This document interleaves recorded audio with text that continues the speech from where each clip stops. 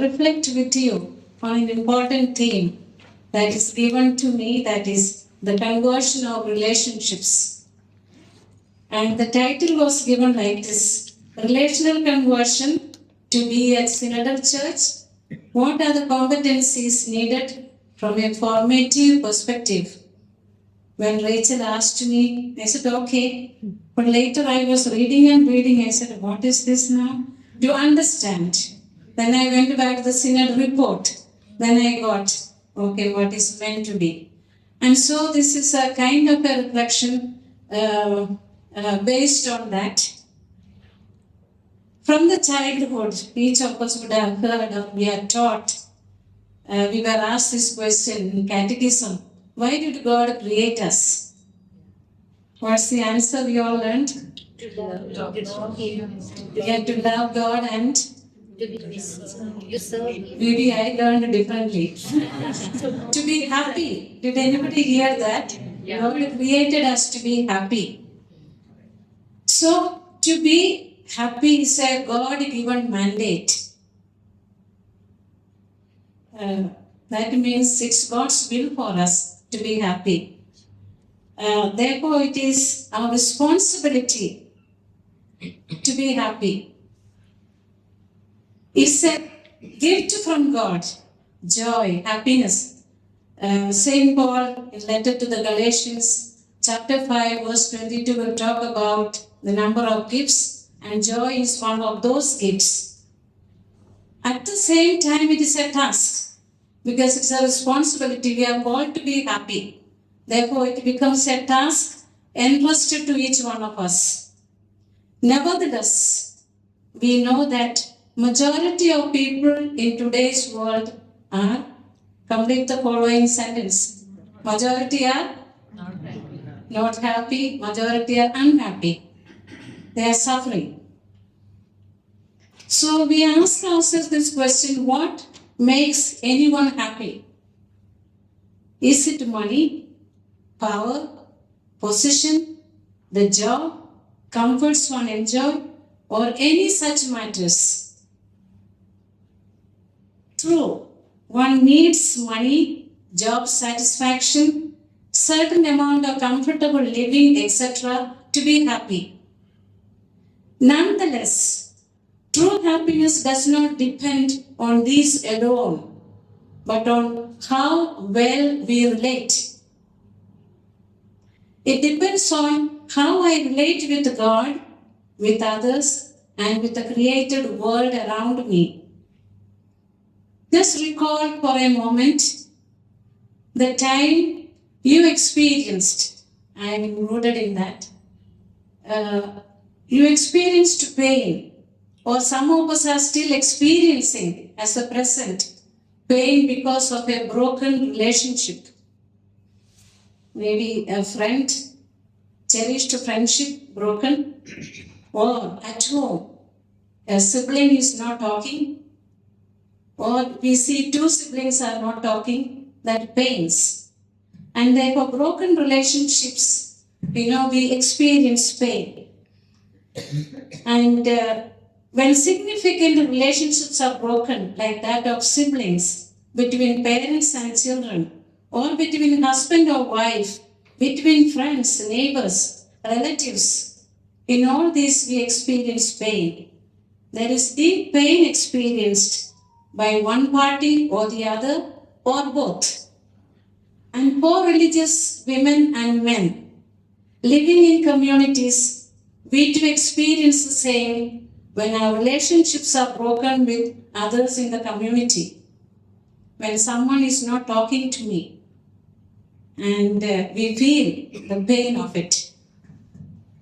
I just want to recall one or two experiences which all of you can relate with, a recent happening. First one is, recently a friend of mine went to visit home she's in America, went home to visit. She was with her brother and family and others, very, very happy. Just before leaving, going back, 2 or 3 days back before, what happened? Suddenly the sister-in-law, whom she was very fond of, started acting very strange. not talking, sulking, not responding, and she went away with that pain. Almost a month now, nothing is happening. She is still with pain, the pain of that broken relationship. I know one of my neighbors, very close neighbors at home, and he has two children, boy and a girl. Both are married, and the brother has stopped talking to the sister past number of years, and they have no mother. So the pain the daughter experiences, the sister experiences, tremendous. Recently, I was in Delhi for a visit, and a family whom I was accompanying for many years, maybe 15 to 16 years, they were in the slum. Now they are better off. And the two daughters were educated in our school. Both of them are having job. One is a nurse, one is a teacher. And I went and spent one night with them. And the younger one confessed to me, sister, we are not talking, me and my sister. Started with something very small. Living in a small house with 2 rooms. More than 1 year they are not talking. And the mother is very, very pained about it. She does not know what to do with. We're talking about happiness and relationship. These are some of the experiences. I'm sure each of you will have many, many such experiences to narrate. Look at the world around us. During the prayer, we had some glimpses of that. There is much violence and war, injustice and exploitation. Unquenching greed had almost destroyed our planet. In our society, we discriminate one from other. Other day I was watching a small video clip, news talking about somewhere in Uttar Pradesh. A Dalit bridegroom was very badly treated because they had, he sat on a horse as usual for Bharat. And the high caste, so-called high caste came, thrashed the horse driver, broke everything, just because they have no right. And that is in many of our places, it is we discriminating one another in the name of racism, casteism. When I talk about racism, I am just not even 2 years here. I go to the parish church. And the first time when I went, that's the first time I felt the pain. I don't know whether it is racism, I don't know. I don't want to name it, but why the pain I experienced, time came for kiss of peace. And I turned to my white neighbor and the person looked away. I turned this side, she also did not look at me to wish. I looked at, that was the first time I experienced the pain of being ignored. On whatever matter, maybe I am a stranger, whatever that is, I don't want to judge, but I can say I experienced that terrible pain, and I remember struggling with it. And the following Sunday, it's coming to my mind, I will not look left or right, I will just stand during peace. But I was not happy with that. Again I said, I have to turn and look around. If anybody looks at me, I will exchange peace. Once in a while, I get a piece of peace. Even last Sunday, not even one, I was able to make eye contact and wish peace. But now it is not paining. I said it's okay, that's part of life here. And so, again, relationship. We are talking about racism, casteism, regionalism, being an economically poor or a member of an indigenous community, less educated or even illiterate, powerless and voiceless. We discriminate on all these counts. And the root cause of all this is selfishness, individualism, a lack of genuine love for one another, the other. Maybe whatever situation the other is in, it is a lack of genuine relationship with one another. We humans are meant to connect with others on an interpersonal and emotional level. And that strong, fulfilling relationships help people maintain emotional well-being Today we talk about EQ, to see how emotionally healthy we are. While some cultures give a lot of importance to individuality and individual freedom, that means don't interfere with me, leave me, this is my private space, therefore no chance for even relating. It is also important for people to have healthy connections and relationships. And for me, coming here, where we are living, across BC, there are so many residential areas. We dare not to go there. And I cannot think of that back in India, visiting neighbors. Now we are also aping, we are also getting into this type of individualistic, I, me, myself, and my family, nothing more. And so these are the experiences. And I recall back again what I started with. We are created to be happy. And we cannot be happy without relating with others. That is why, according to the second creation story, we remember Adam was created first, and then he was lonely. He was without a helpmate. And there God bringing all these animals, and then Adam naming each one. And at the end, we are told that he did not find a partner fit for him. Therefore, God creating Eve, the woman.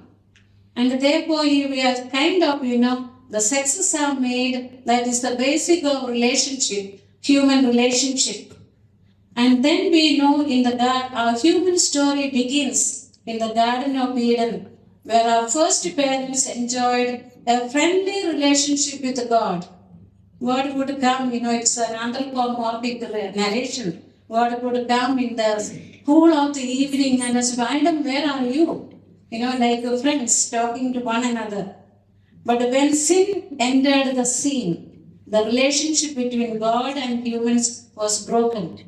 And with that, we also know immediately, we are told the relationship between the two brothers, two siblings were broken, one killing the other. Then everything, even the nature turning against. So there is a kind of broken relationship, affecting the entire world. And so it is in this context that the celebration of Christmas that we have gathered together, it becomes significant to bring humanity back to right relationship with him or her. I'm just thinking God is also both, either both or none. So I'm just terming God also as him or her. God sent his or her son to our world. It is to bring us back through his birth, his life, and painful death on the cross and the resurrection. Jesus restored the relationship between God and humans, and also with that, restoring the relationship with all creation. Jesus has opened the possibility for each of us to live in right relationship with God and with each other. Why do I say that Jesus has opened the possibility? It is not a fully accomplished task. And it is up to us, each generation, each community, to make it into a reality. And the church, the visible body of Christ in this world, time and again reminds us what we are supposed to be as disciples of Jesus. And therefore, it is in this context that I read the 7 numbers from the final synod report, which is titled again Relational Conversion or Conversion of Relations. And so in the final report of the Synod on Synodality, the participants say, I quote, we have experienced that it is a relationship that sustains the church's vitality, animating its structures. Number 49. And so we can ask ourselves this question. Is it a relationship that sustains the vitality of our communities or our congregations? Because most of you are at that level, looking at the congregation. Is it a relationship that gives vitality? is the relationship that animates our structures of governance. And we cannot take this up, to longer reflection. These are things that we could take it up gradually, reflect on this. In number 50 of the report, the call to the church is loud and clear. It is a call to nurture relationships. Nurture relationships with the Lord, between men and women, in the family, in the local community, among social groups and religions, and with the earth itself. Nothing is excluded, nobody is excluded from that. We, each one of us, are called to nurture relationships. And of all these, I consider the primary relationship we need to nurture is our relationship with God. And we all know for any relationship to grow, even as friends to grow, we need to invest time and energy. And as consecrated persons, we are called to be with Him, even before we are sent out to proclaim the good news to others. According to Mulackal Gospel 3:14, Jesus chooses the 12 after praying for the entire night and chooses the 12 to be with Him and to send out. And so I see being with Him, our primary mission is to be with Him. Often we think mission is going out and preaching. Sure, it is. But mission is also to be with Him, to cultivate a deep relationship with the Trinitarian God. The question is, are we taking this mission of being with the Lord seriously? Is the members of our congregation, are they taking this seriously? Do we call forth one another? Remind one another about nurturing our relationship with God? Or are we taking it for granted, okay, it is going on? And we know sometimes we need reminders. We need calling forth. We need people, to give examples. When I see other sisters sitting in the chapel and praying, that really gives me energy and enthusiasm to sit and pray. If nobody is there, okay, it's a little difficult to sit alone there, not alone with the Lord. But when we have others, one or two even praying there, and therefore do we have examples in our communities who are, being deeply related with the Lord? Then we need to ask ourselves again, how do we relate with others? Who are these others? The members in our communities, for us, first and foremost. Our family people, our brothers and sisters, our nieces and nephews, our relatives. The people we come across in our ministry, people of other faiths, or even people of no faiths. And finally, how do we relate with our own Mother Earth or Sister Earth? I'm not going into all the other relationalities, but I just want to consider this question. What concrete steps do I take as an individual or even as a community to have a right relationship with the earth? Or do I take it for granted? Earth is there, I am walking, And so do I do something about it? How do I contribute towards keeping the earth beautiful, keeping the earth clean? I think we need relational conversion in all these areas. And sometimes we think we are doing because we know all in the ideas, we know in theory. But practically, do we translate into action? That is the question. Little steps. I remember traveling in the train recently from Delhi to Chennai. I took a cup of tea And I kept the cup with me after drinking. And the man next to me said, "Give it to me." He was near the window. He will throw it out. I said, "No." I said, "I will take it and put it in near the bathroom. They have the waste containers are there." And he looked at me very strangely because everybody is throwing. But I have made that commitment years ago. And I know it is not going to help so much when there is so much. In Delhi, in the bus, when I travel, when I get a ticket, as soon as you get out of the bus, your temptation is just drop that ticket down. And I have to hold my hand back. I said, "No, Shalini, you have to go it, put it at home or in Vidya Jyoti, put it in the dustbin." So I'm asking, when people open the tap fully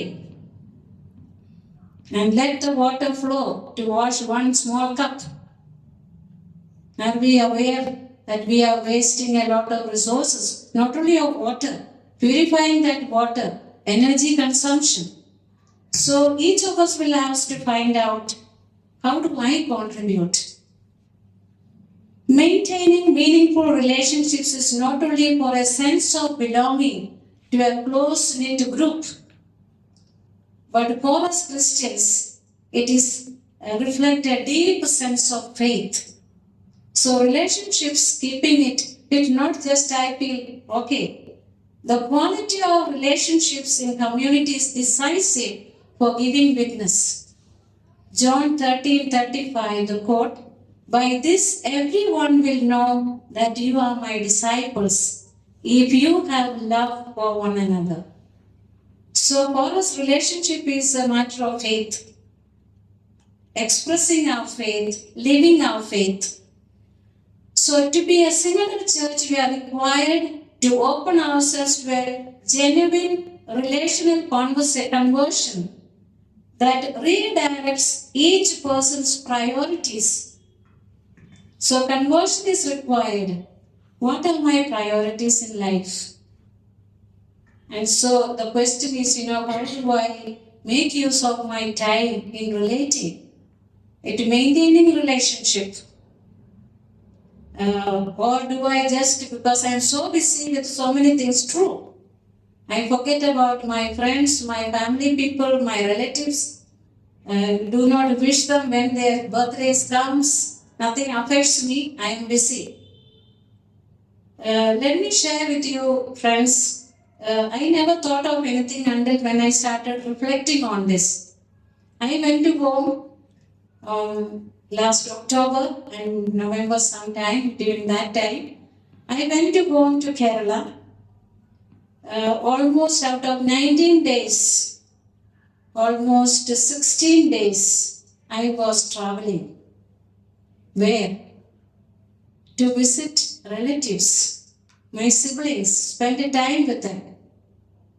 And when I finished that, I even went up to Theni, Tamil Nadu, to visit our sisters, 3 convents within a day. And one convent was quite far out.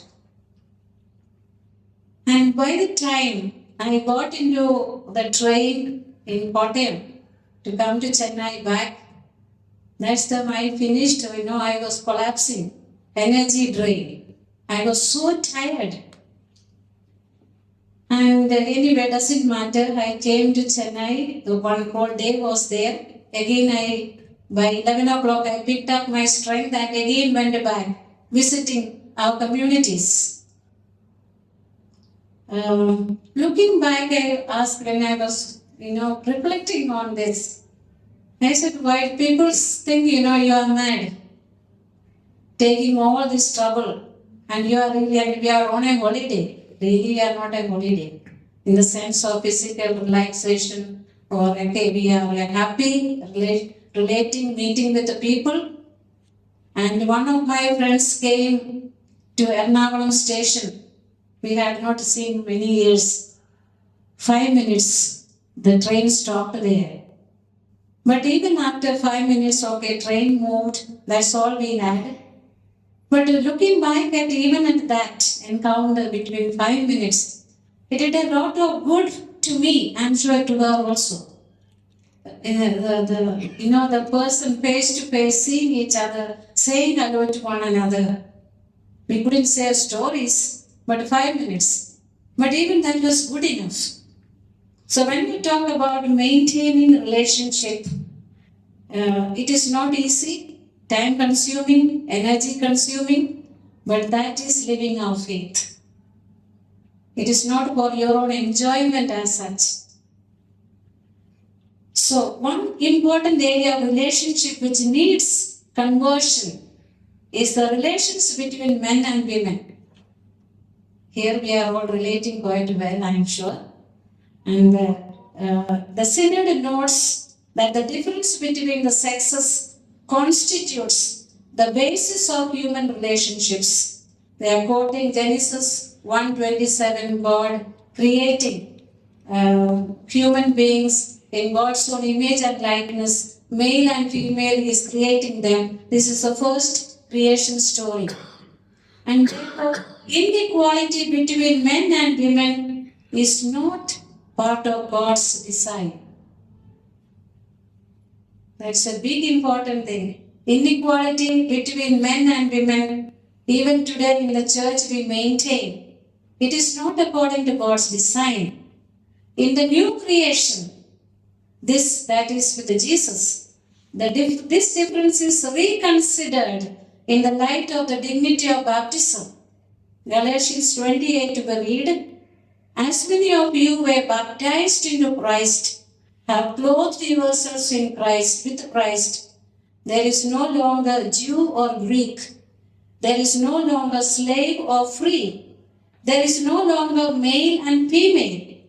For all of you are one in Christ Jesus. Our vocation as Christians is to welcome and respect in every place and context the difference, which is a gift from God, the difference between male and female, men and women, and a source of life. We bear witness to the gospel when we seek to live in relationship and that respect the equal dignity and reciprocity between men and women. This idea is highlighted in number 52 of the report. But often most of us think that we do not need any conversion in this area for both religious men and women. We think we don't need, we are okay. We don't make any discrimination. We need to question the attitudes and behavior which we have internalized as children from a patriarchal society. Some of us continue to act from these internalized, unconscious attitudes.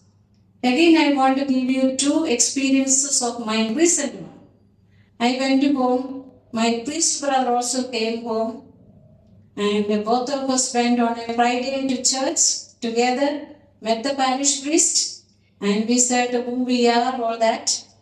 And then parish priest asked my brother, will you celebrate the first Mass on Sunday? He said yes. So Sunday came, both of us marched to the church, and he was at the altar. The priest came before the Mass, introduced him, so as Father so-and-so, working in Ujjain diocese, doing this mission work. There is very few Catholics yet, and we must pray for him.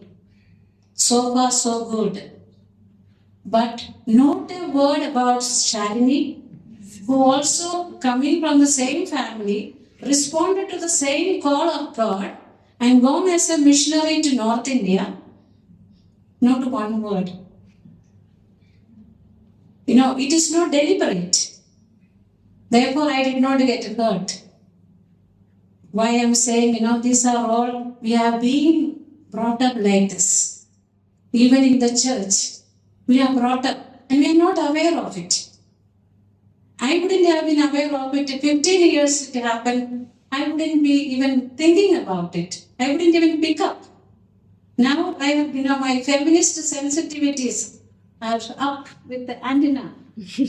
And therefore each of this, I pick up. And I reflect on that. And then on December 1st, I was invited by the Pillar Fathers to celebrate the feast of Francis Xavier in what is the place called Aprilia. You were also there, Father Xavier. You remember? Okay, I did not share with you. That day, if you remember, for the Mass, there were many from Rome, priests and sisters, few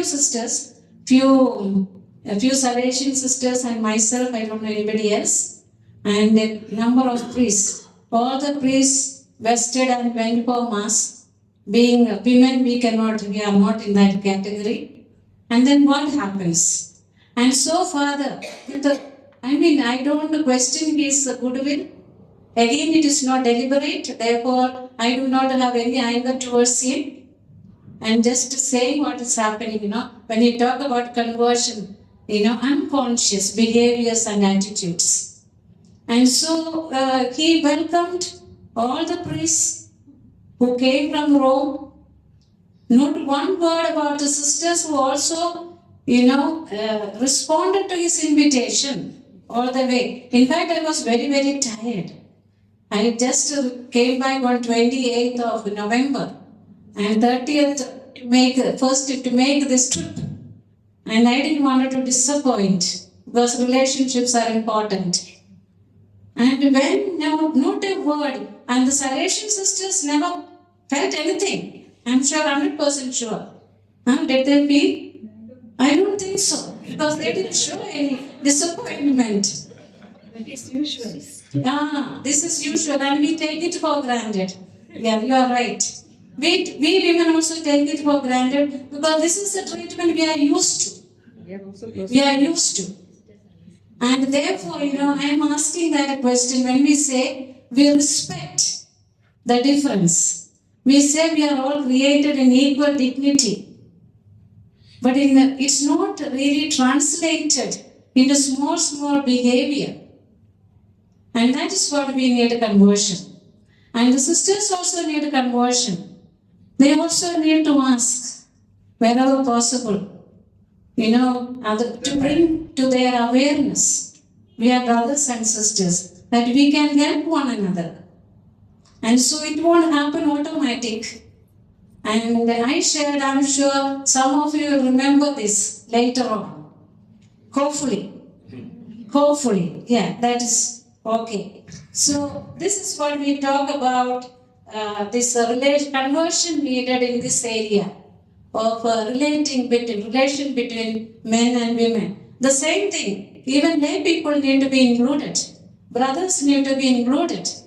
In any community so relationships matters that everybody is included. Making sure, not because I am a religious sister, I should be introduced. Okay. Because I am just coming after 2 years to the parish, parish priests would say, okay, we are happy to have Sister Shalini also with us. We won't lose much from that, But it's not deliberate because this is the way we had been brought all along. Another area we need a relational conversion is the whole area of culture. This is also from the document. Culture is another area where we need to look very seriously and critically. Today, most of us live in intercultural communities. It is said, but then we really have to. The plurality of cultures requires that the uniqueness of each cultural context is recognized and valued. And is it really happening? It is not. We think it is happening, but it is not. Unless each of us make effort to recognize and value their. I remember a few years ago for a province assembly. We are so used to welcoming, anybody who is coming with his arati. That's of course Brahminic, no problem. I'm not saying therefore throw it out, no. That's one culture. And then I suggested, why won't we also integrate? We have also sisters from Adivasi tribal belt, from Jharkhand. Why not we also adopt once in a while their way of welcoming. Why not? And we did in one time, and I remember people were happy. It's only the question of, making a conscious effort. However, interaction by people from diverse cultural contexts can lead to distorted relationships. And people may not voice out, but they are feeling, and therefore relationships can be distorted. So if we go back to history, we see how relational failures have turned into structures of sin. This is again coming from the document. They have not given examples, but when I reflect on that, I know many examples how relational failures have become structures of sin. For example, we can think of colonialism, can think of racism, think of casteism in our own country, think of patriarchy. All these are, relational failures to see the other as equal, dignified. And therefore, you build structures keeping this type of, one superior and the other inferior, relationship of domination and submission. And those structures are simple structures. And so we have to, which in turn shape the way people think and act even today. I was giving you that examples. It's all coming from, and it is being faithfully transmitted. Both men and women. It is nobody is exempt from that. Our mothers teach us patriarchal ways of doing things, behaving. The report also notes that the evils that plague our world today, also including wars and conflicts, and the illusion that just peace can be achieved by force. I remember years ago seeing a cartoon. I remember that cartoon when just two pictures. Somewhere there was a war, and the American peacekeeping force is sent there to bring peace. And the next picture is the American soldiers are standing there. First picture, the two warring groups are fighting. Americans are sent there to bring peace. And next thing we see perfect peace. Only the two American soldiers are standing there. Where are the others? Any idea? Where are the others? Yes, they are on the ground, gone. The Americans just shot all of them, bringing peace. It's a cartoon, but with a profound, this is what the reality of that. Okay, therefore, and these evils that we find in today's world also are relational failures.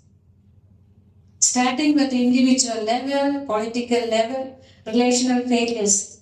These are inequalities which exist between men and women, racial prejudices, caste divisions, discrimination against people with disabilities, violation of rights of minorities of all kinds, and the reluctance to accept migrants. America is already started experiencing that. Somewhere yesterday I saw the news, 4 babies are sent. Mother is still in the hospital, hospitalized for cesarean section, and they are sent, deported. And so migrants are not accepted. Many of these evils affect the world, also are present in the church. They are not out in the world alone, but they are very much present. We are very much aware of it. Therefore, relational conversion needs. That means the church must listen with particular attention and sensitivity the voice of victims and survivors of abuse. Abuse, not only sexual abuse. Today we talk more of spiritual, economic, institutional abuse, as well as abuse of power, abuse of conscience by members of the clergy or those holding ecclesial roles, when mother generals are not exempted from that. Okay, abuse of power, abuse of conscience, and we need to take this seriously. And the synod is, the church is calling us, God is calling us at this time. So, listening is a fundamental aspect of journey towards healing, repentance, justice, and reconciliation. Just listening. That would be one of the competencies required. Attentive listening. We'll come back to that later. So, as a synodal church is relational, I already mentioned the subheading of part 2 is the conversion of relationships is telling. Catholics worldwide during the synodal listening process, which started in 21 to 23, expressed a desire for a church that is relational, less bureaucratic, and closer to the lives of the people. And I happened to be in Delhi at that time, the diocesan phase of the synod. I was working as a team, the core team member, helping various parishes organizing these listening sessions. And so conversion is needed in the sense, therefore, the delegates, they experienced that. Some of the women even cried because they felt for the first time somebody listened to them attentively in the listening sessions.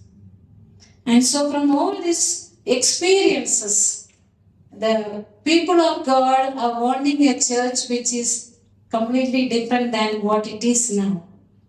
The delegates rediscovered the church's roots in flourishing relationships founded on Jesus' new commandment, going back. Finally, our roots are nothing. It's built on relationship, humble service to one another. Interconnectedness is central to this, aligning with the Pope Francis's Laudato Si and Fratelli Tutti. Now we move into, therefore, what are the competencies required to be in right relationship? First and foremost, I think, is the capacity of a person to love and to be loved. Very simple, but not that easy. This capacity to love presupposes that a person received love from significant persons, as the child is from the mother's womb, and is free of deep hurts.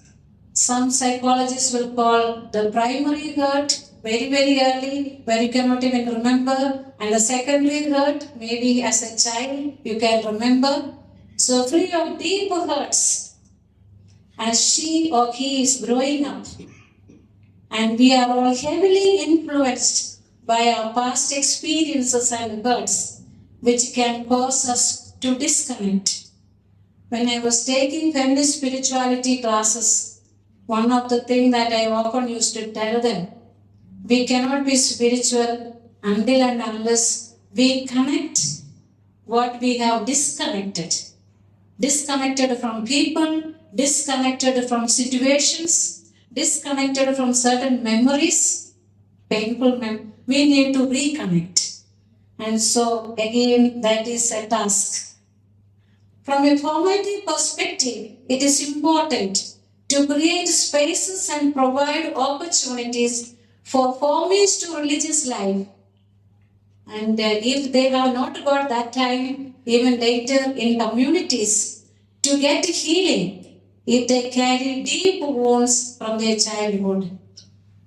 So it is very important. Then only they will be able to relate with God and others in a normal way. I remember teaching in our novitiate one year, one of the novices came at night, asked me, "Sister, how do I know God loves me?" And when a novice, such as a girl who has not experienced love from her parents, very difficult to tell that person God is love. And that person will be, unable to enter into deep relationships, to give love, altruistic love. And that person will be craving to be loved, but not able to love the other. So we need to think of, if we have to think of relationship, we need to think of healing these wounds. Then for all of us, another thing that we need to develop is self-awareness. Am I aware of myself, my thoughts, my feelings? To learn to understand ourselves better, understand the other people better, and in turn our relationships will improve. So we need to ask time and again, who am I? Who are we? Why do I act the way I did? Just at the end of the day, why did I say that to her? Was there a better way of saying without hurting the person? Becoming aware of how are we in the world? How can we understand ourselves and others better so our relationship can improve? So self-awareness. Some people are not aware. They are not aware what they are feeling. If you ask them, what are you feeling? They will say, I am thinking. Thinking something, no? Thinking and feeling. Not able. There are people. So we need to do that aspect. Then developing interpersonal skills. These are essential for building meaningful relationships. They allow us to communicate effectively, connect with others on a deeper level, and resolve conflicts peacefully. There are nowadays people will teach you conflict resolution, how to do that.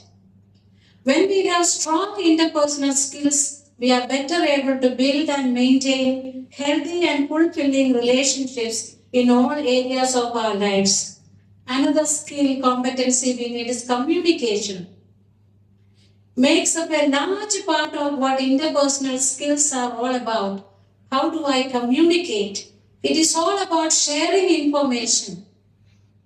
I often used to say in my community earlier, how the more you can inform the community, the better.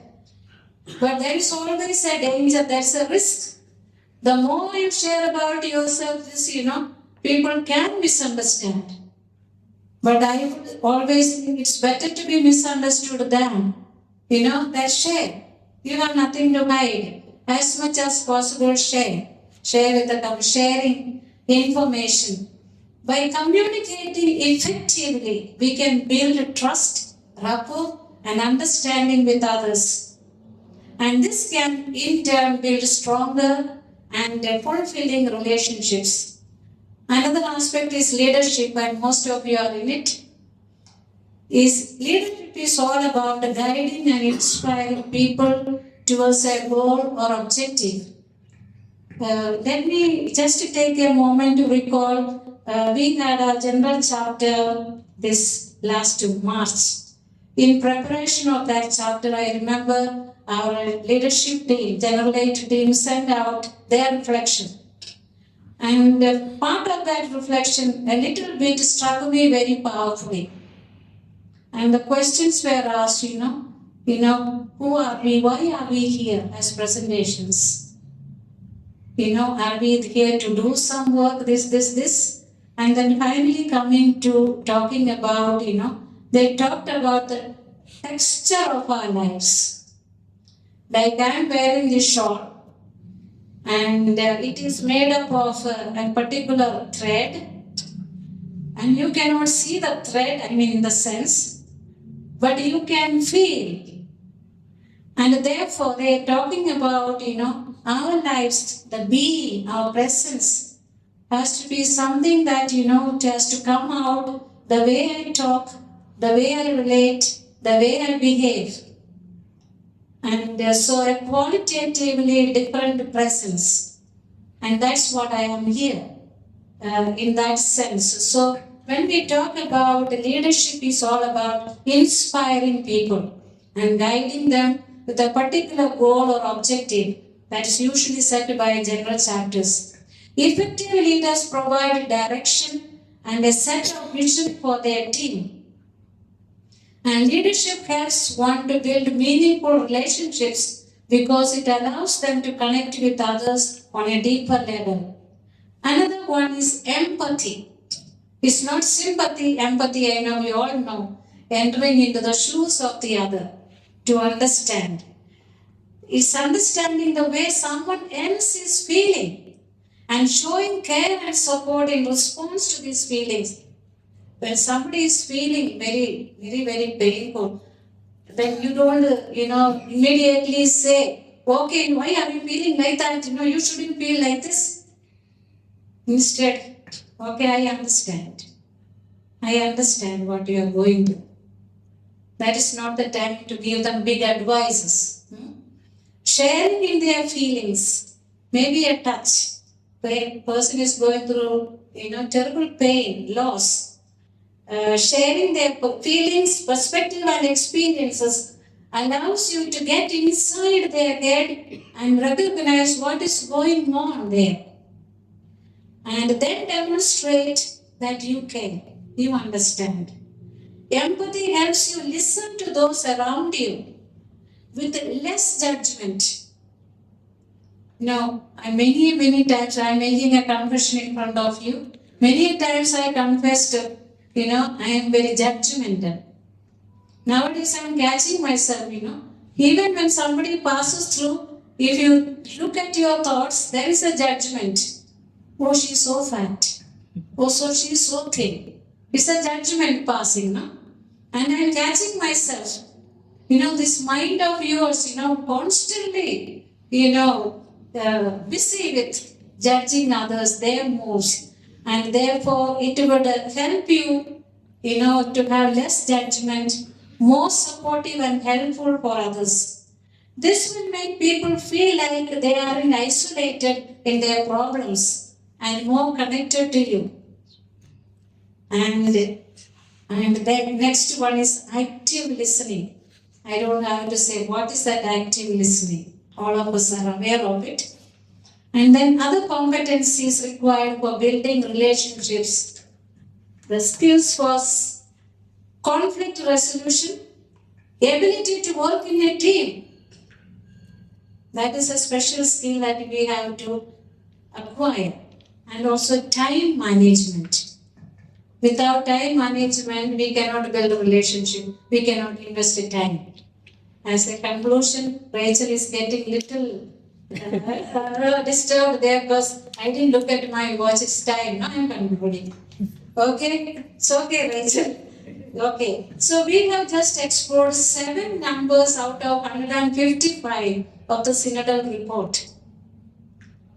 And we are aware that even the insights, even in these few paragraphs, may take decades to realize fully. Right relationship. For each one of us, we must focus on relating, listening, discerning, and self-emptying as pathways for a synodal church. These verbs, relating, listening, discerning, self-emptying, invite us to continuous conversion and mission, forming a spirituality that can transform individuals and communities. Thank you.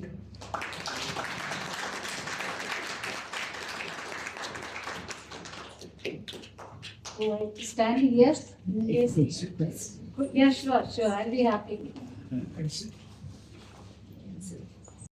It's not a question, it is just want to compliment you and thank you for the wonderful presentation. You made us aware of many things that we are not conscious of. I think that is basically. As a woman, as a sister, are you satisfied with the outcome? Just before this synod, this last one, there was a group of women from Germany came to UISG, and I happened to be part, sitting and listening, and they were utterly kind of disappointed at that level. what was coming through the instrumental voice. And only the final report was not out, what they were going to have. And they didn't have much hope that things will change, especially with regard to women's ordination, night need, etc. And so they were thoroughly disappointed, and I listened to them. Then at the end, I showed my hands and I responded. So I told them, even though I'm also desiring the same, one day will come, women will be also, because it's God's call. But then I said, maybe Germany is ready, but India is not ready, where I am coming from. Yeah. Maybe some African countries are not ready. Maybe some, European countries, pockets are not ready for this. And so I said, church is when you make something, has to take into consideration where people are, how they are. We may take another 20 or 50 years to come to the level of understanding of the German people. And so from that background, I am not disappointed. I am seeing positive signs, signs of, Pope Francis appointing women to positions which we never thought before, allowing women to have voting rights at the Synod, having lay women, religious women as members for the Synod. So much so some people are not even saying this is a synod because it was not synod of bishops. Okay, there was a dilution. But as far as possible, if we continue this momentum in our local churches, maybe a time will come, we will be ready. See, for me, it is not the question of one. And secondly, the structures that we have right now, ordaining few women as deacons or clergy, as priests, will not solve the problem of patriarchy. We have what is called this hierarchical structure, and we have what is called clericalism. A few women put in there also not going to bring a change for clericalism. Often we women, we are also not saints. We are not showing our power because often we do not have it. And so all of us require a kind of a conversion. And conversion can also, the structural change can. So I would be happy to see that in parishes, in dioceses, that this synodality will take, and women and men, lay people, the representatives of the whole people of God sitting together and discerning and deciding. And therefore, so I would think of a very slow process. And in the process, you become conscientized, you become aware of. And so, otherwise, it will become an imposition where people will repel, many will repel, react, and that is so. In that sense, I am not disappointed. But I have my, if we start putting into practice, even this much, things will change. There will be a change of mentality, and which I will hope one day it will leading towards. Right now, hierarchical church is like a big mountain.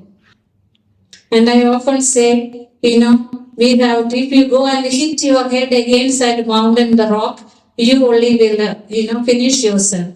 But if you are like a rat, a mole, keep digging it, digging, bit by, and one day the mountain will fall.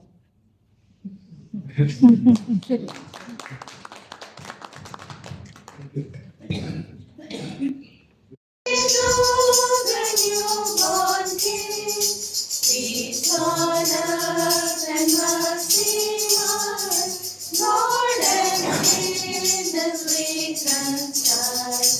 Joyful, holy, ancient skies, join the triumph of the skies.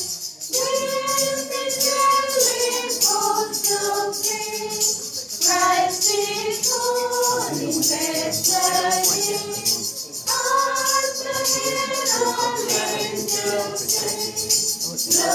I